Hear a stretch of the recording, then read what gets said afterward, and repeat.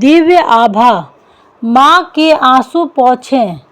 1998 में लाल परिवार का सब कुछ बदल गया। दिल्ली छावनी क्षेत्र में उनके बड़े पुत्र की दुर्घटना में मौत हो गई थी। श्री कंवर लाल की पत्नी इस मानसिक आघात से बहुत विचलित हो गई थी। फिर परिवार से एक मित्र श्री प्रेम सिंह सिंगापुर में भारत के भूतपूर्व राजदूत अचानक एक दिन उन्हें मिले।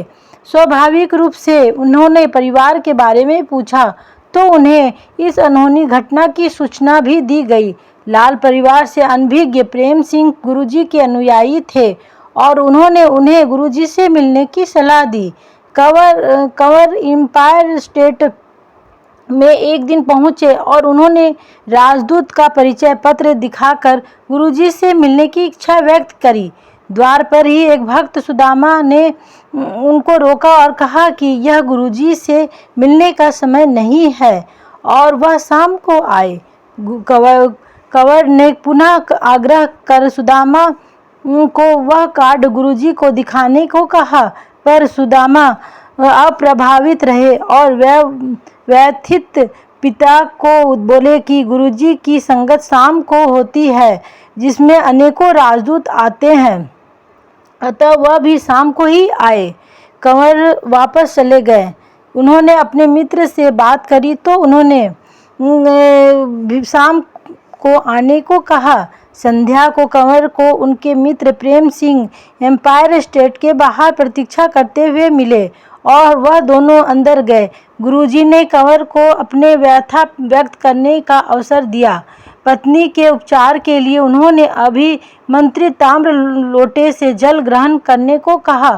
फिर जैसे सदा होता आया है वह जल ग्रहण कर कंवर की पत्नी 15 दिन में ही स्वास्थ्य की राह पर चल पड़ी। उन्होंने रोना बंद कर दिया। उनका निम्न रक्तचाप सामान्य हो गया और उन्हें स्वास्थ्य प्रतीत होने लगा। मई 2000 में गुरुजी के पास आना आरंभ कर दिया। परिवार कुछ दिनों के लिए मनाली गया था। जब वह वापस दिल्ली आए तो कंवर को पता लगा कि उन्हें स्थानांतरित कर नया कार्य सौंप दिया गया है। अब उन्हें अंतर्राष्ट्रीय विमानपत्तन छोड़कर 15 जुलाई से नई दिल्ली में सीधा शुल्क भवन में बैठना पड़ेगा। सतगुरु के पास जाने पर उन्हें पुनः छुट्टी पर जाने का सुझाव दिया गया। यह घटना 24 जून 2000 की है। उस समय तक कंवर के मन में गुरुजी के लिए पूर्ण विश्वास जागृत नहीं हुआ था। ऐसा वह कब कहते हैं। उनकी अवहेलना करते हुए कंवर ने कार्यालय जाना आरंभ कर दिया। उसी सप्ताह सीमा शुल्क विभाग के 48 अधिकारियों के विरुद्ध कार्यवाही आरंभ कर दी गई। कंवर भी उनमें से एक थे। यदि उन्होंने गुरुजी का कहा माना होता तो उनका नाम नहीं आता। कंवर ने यह समस्या पुनः गुरुजी के समक्ष व्यक्त करी तो सर्वज्ञता ने उन्हें चिंतामुक्त रहने के लिए कहकर एक और समस्या की ओर उनका ध्यान आकर्षित किया, उनकी बेटी का विवाह। कंवर का संतोष तो नहीं हुआ, पर तथ्यों से स्पष्ट होता कि उनकी चिंता निराधार थी।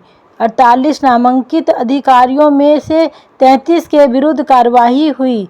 सूची क्रम में कंवर और उनके बीच के समस्त अधिकारियों का नाम नहीं लिया गया। तत्पश्चात उन 33 अधिकारियों पर अभियोग लगाते समय भी कंवर का नाम कहीं नहीं था। विवाह के लिए गुरुजी मध्यस्थ बने। गुरुजी के कहने पर कंवर ने अपनी बेटी के लिए वर ढूंढना आरंभ कर दिया। भारतीय तेल निगम के यांत्रिक एवं इस संबंध के लिए उचित लगे थे। परंपराओं के अनुसार अपने माता पिता के साथ उनके यहाँ आ रहे थे। उस अति महत्वपूर्ण भेंट से पूर्व गुरुजी ने कंवर को बुलाकर वर के पिता का सफ़ेद रसगुल्ला खिलाने को कहा। लड़के के पिता के लिए अति सुंदर भोजन परोसा गया। उसके बाद कंवर, फिर उनकी पत्नी और अंत में उनके पुत्र ने वर के पिता को रसगुल्ले प्रस्तुत किए, पर हर बार जिसके कारण सदगुरु को ही ज्ञात होंगे, उन्होंने मना कर दिया। कंवर के परिवार को अब तक गुरुजी के तौर तरीके से पता लग गया कि कुछ बात अवश्य है। जब वह शाम को गुरुजी के दर्शन के लिए एम्पायर स्टेट आए तो गुरुजी ने संक्षेप में कहा कि गुलाब के पुष्प में भी कांटे होते हैं। परिवार समझ गया कि वह लड़का उचित नहीं था और उस ओर से भी मनाही आ गई। कुछ समय बाद एक सुयोग्य लगता हुआ वर मिला। दिल्ली के कार्यरत एवं न्यायिक मजिस्ट्रेट वह घर पर कंवर को की बेटी से आकर मिला और वहां से जाने के बाद कंवर का फोन पर कहा कि उसे वह संबंध स्वीकार है। साथ ही उसने अपने माता पिता की स्वीकृति भी लेने को कहा। लाल परिवार उसके माता पिता को मिलने उसके मूल स्थान भी गए, पर उनसे कोई उत्तर नहीं आया। एक दिन गुरुजी ने कंवर को फ़ोन किया और अचानक ही पूछा कि दिल्ली में सबसे अच्छी चाट कहाँ मिलती है। कंवर ने उत्तर दिया कि उनकी जानकारी में सबसे अच्छी चाट शाहजहां मार्ग पर संघ लोक सेवा आयोग के भवन के कोने पर मिलती है। गुरुजी ने उन्हें वहां शाम 6:30 बजे पहुंचने के लिए कहा। 6:30 बजे गुरुजी वहां कुछ अनुयायियों के साथ पहुंच गए। चाट के आने पर गुरुजी ने एक प्लेट कंवर को देते हुए बेटी का विवाह निश्चित होने पर बधाई दी। उपस्थित अनुयायियों ने भी ऐसा ही किया। कंवर को समझ नहीं आ रहा था कि क्या हो रहा है, क्योंकि कंवर उन्हें पता था कि लड़के वाले से पिछले 2 माह से कोई उत्तर नहीं आया था, किंतु शीघ्र ही वह समाचार भी आ गया। सदा की भांति गुरुजी के शब्द सत्य सिद्ध हुए। दामाद का उपकार। कंवर के दामाद विभागीय परीक्षा में एक को छोड़ कर सब विषयों में उत्तीर्ण हो गए थे। वह उन्हें विचित्र लग रहा था। कंवर ने उसका उल्लेख गुरुजी से किया। सतगुरु ने उत्तर दिया कि उसे तो सब विषयों में उत्तीर्ण हो जाना चाहिए और हो जाएगा। कंवर को लगा कि गुरुजी संभवतः किसी की ओर संकेत कर रहे हैं जिसने उनके दामाद की उन्नति में बाधा डाली है। शीघ्र ही उच्च न्यायालय के न्यायाधीश के पूरे समुदाय ने उनके दामाद की परीक्षा की समालोचना करी। उनकी कार्यशैली, वार्षिक गोपनीय रिपोर्ट के आधार पर उनके पक्ष में निर्णय लिया और उत्तीर्ण घोषित कर दिया। पुत्र रक्षा। कंवर के पुत्र रोहित को गुड़गांव से बाहर सोहना पलवल मार्ग पर स्थित एपीजी यांत्रिक महाविद्यालय में प्रवेश मिलने के बाद वहां के छात्रावास में स्थान नहीं मिल रहा था। अपने एक पुत्र को दुर्घटना में खोने के बाद कंवर उसे प्रतिदिन 65 किलोमीटर दूर की यात्रा करने से हिचक रहे थे, पर गुरुजी ने आश्वासन दिया।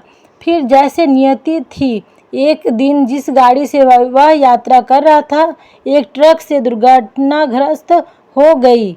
वाहन चालक एक आंख खो बैठा और अन्य सब छात्र भी घायल हुए, पर रोहित को, जैसे गुरुजी की इच्छा थी, एक खरोच भी नहीं आई। कंवर जब उस शाम को संगत में पहुंचे तो गुरुजी ने कहा कि उन्होंने उनके पुत्र की रक्षा करी थी। गुरुजी की कृपा उसके बाद भी उस पर बनी रही। वह अपने 3य वर्ष में प्रवेश नहीं पा रहा था, क्योंकि उसका प्रथम वर्ष के प्रथम सत्र में एक विषय शेष था।